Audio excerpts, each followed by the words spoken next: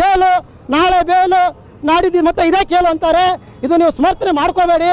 ನಮ್ಮವರು ನಮ್ಮ brothers, D K Shivakumar ನಮ್ಮ ಬ್ರದರ್ಸ್ ಅಂತಾರೆ. ಇವತ್ತು ಅವರು ಕಾಂಗ್ರೆಸ್ ಕಾರ್ಪೊರೇಟರ್ ಮಗಳಿಗೆ ಅನ್ಯಾಯ ಆಗಿದೆ ಅಂದರೆ ಮತ್ತು ನೀವು ಹಿಂದುಳಿದವ್ರಿಗೆ ಏನು ರಕ್ಷಣೆ ಮಾಡ್ತೀರ ನನಗೆ ಗೊತ್ತಾಗ್ತಾ ಇಲ್ಲ.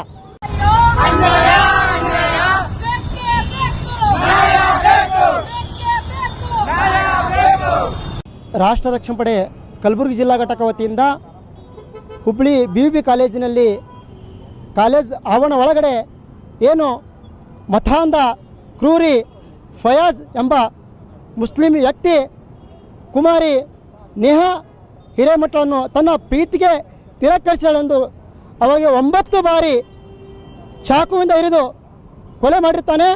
ಅದಕ್ಕೆ CM ಸಿದ್ದರಾಮಯ್ಯನವರು ಹೇಳ್ತಾರೆ ಇದು ಅವರ ವೈಯಕ್ತಿಕದಿಂದ ಆದ ಕಾರಣ. CM ಸಿದ್ದರಾಮಯ್ಯನವರು ನಾನು ಹೇಳ್ತೀನಿ, ವೈಯಕ್ತಿಕ ಅಂದರೆ ಮತ್ತು ಹಿರೇಮಠ ಕುಟುಂಬ ಮತ್ತು ಫಯಾಜ್ನ ಕುಟುಂಬ ಏನು ಕಾಕಾ ಬಾಬನ ಮಕ್ಕಳ ವೈಯಕ್ತಿಕ ಏನು ವೈಯಕ್ತಿಕ ಇರುತ್ತೆ ಇಲ್ಲಿ. ಮತ್ತು ಇವರು G ಪರಮೇಶ್ವರ್ ಹೇಳ್ತಾರೆ ಅವ್ರದ್ದು ಏನೋ ಹಿಂದಿಂದ ಏನೋ ಇತ್ತಂತೆ. ಪರಮೇಶ್ವರ್ ಅವರೇ, ಇದು ನಿಮ್ಮ ಮನೆಯಲ್ಲಾದರೂ ಗೊತ್ತಿರ್ತಿತ್ತು ನೀವು. ಮತ್ತು ಇನ್ನೊಂದು ಏನಪ್ಪ ನಮಗೆ ದುಃಖದ ಸಂಗತಿ ಅಂದರೆ ಹೆಣ್ಣು ಮಕ್ಕಳಿಗೆ ಈ ಸರ್ಕಾರದಲ್ಲಿ ರಕ್ಷಣೆ ಇಲ್ಲ.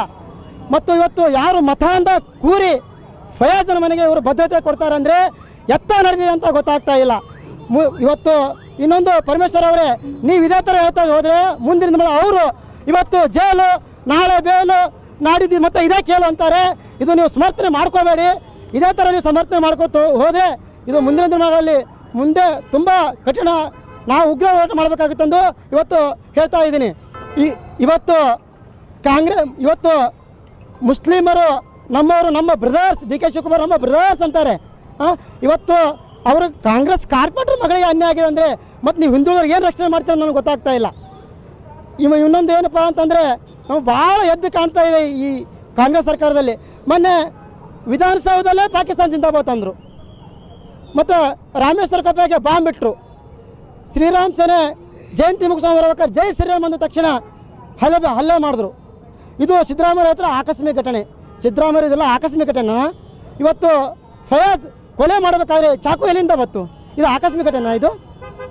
ಇದು ಮುಂದಿನ ದಿನಮಾನಗಳಲ್ಲಿ ಈ ಕಾಂಗ್ರೆಸ್ ಸರ್ಕಾರ ನೀವು ಒಂದು ಅವನಿಗೆ ಗಲ್ಲಿಗೆ ಹಾಕಬೇಕು, ಇಲ್ಲ ಅಂದರೆ ಅವನ ಮನೆ ಸಂಪೂರ್ಣವಾಗಿ ಬುಲ್ಡೋಜರ್ಸಿ ಕಡಬೇಕು. ನೀವು ಅವನಿಗೆ ಕುಮ್ಮ ಕೊಡ್ತಾ ಇದ್ದೀರಾ.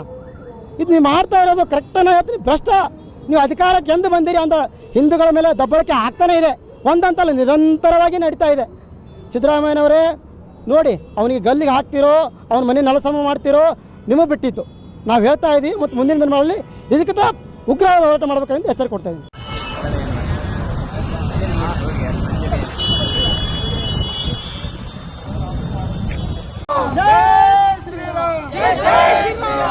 ಹಿಂದೂಗಳಿಗೆ ರಕ್ಷಣೆ ಕೊಡ ಕಾಂಗ್ರೆಸ್ ಸರ್ಕಾರಕ್ಕೆ, ಹಿಂದೂಗಳಿಗೆ ರಕ್ಷಣೆ ಕೊಡ ಕಾಂಗ್ರೆಸ್ ಸರ್ಕಾರಕ್ಕೆ.